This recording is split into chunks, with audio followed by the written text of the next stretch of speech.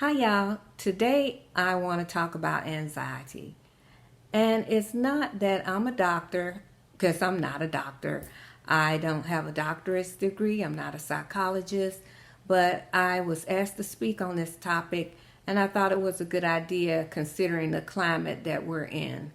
The first thing I would like to do is I would like to read the definition of anxiety. Anxiety is a feeling of worry, nervousness, or uneasy, typically about an imminent event or something with an uncertain outcome. Now, first, I would like to say that if you are dealing with anxiety and you're having heart palpitations, high blood pressure is causing your pulse to race, your breathing to race, it's stifling you to the point where you can't do your daily chores or go about your daily business, I would say that you may want to seek professional help. But in many cases, you can deal with anxiety on your own. I had a situation where I was messing up a lot on the job.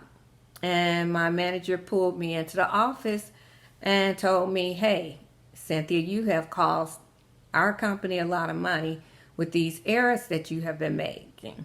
And I was unaware that I was making these errors. So that made me anxious because I was thinking, okay, if I made the errors that time, I can make them again because I thought I was being thorough in what I was doing.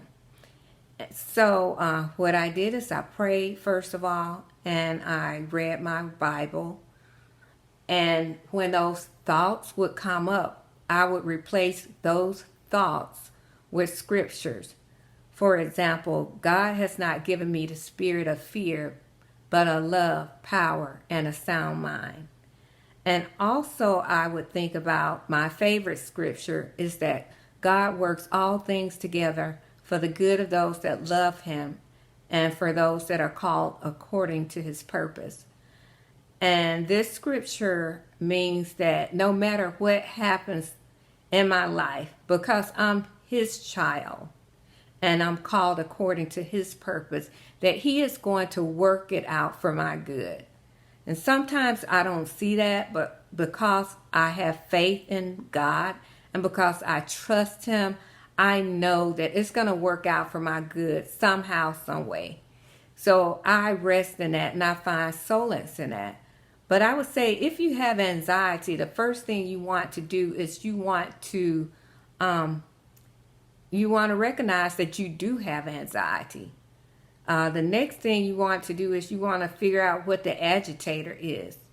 For instance, if you're experiencing anxiety now because of all the stuff that's going on in the world today, and you're getting fed constantly about what's going on through the media or social media, then I would say stop watching that stuff. Stop listening to it. Stop reading it, and find yourself a substitution for it. Find yourself a hobby, or play with your kids, or go for a walk, or just do something to replace that time of watching that media. But and a lot of times that will work right there, just replacing that agitator with something else, something positive. Something else that you may want to do is that you may want to breathe, or I would say meditate. And that's when you focus on your breathing and you just focus on the air going into your nostril, down your windpipe, into your lungs, and your lungs expanding and contracting. And you just, get into a quiet place and do that for 20 minutes or so. And a lot of times thoughts will keep popping up in your mind. But if you continue to do this on a daily basis, you will get better and better with time. Another thing you might want to do is find some music that makes you happy and listen to it, or music or some calming music that just calms you down. you may try thinking of yourself handling that situation in a positive manner without anxiety. Just visualizing yourself handling that in a successful way.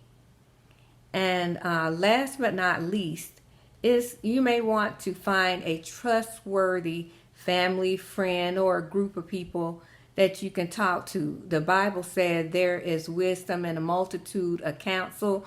Of course, you want to make sure that whoever you're talking with, they are trustworthy, they are not going to tell your business, and they have a good head on their shoulder. You don't want to talk to someone that's going to feed you, give you horrible advice. And, don't be afraid or ashamed to talk to someone else about what you're going through. We all need additional help sometimes. We all, at some point in our lives, had to go to someone else for help, or will in the future have to lean on somebody for help. But that's okay. We all need it from time to time. And that, I think that's why God put certain people on this earth, just to be there for other people. So don't be afraid to do that. Don't suffer in silence. Don't suffer by yourself if you can't handle it on your own. So that is all that I have to say on that topic. I hope that you enjoyed this video. I hope that you learned something from this video, or that you found it interesting. And if you did in any way, shape, or form, please give me a thumbs up. And also, if you haven't subscribed, please consider subscribing to my channel. That would help me out a great deal. And if you're interested in me talking about any other topics, or if you have suggestions on how I can make my videos better, please comment below. Thank you so much for watching, and God bless.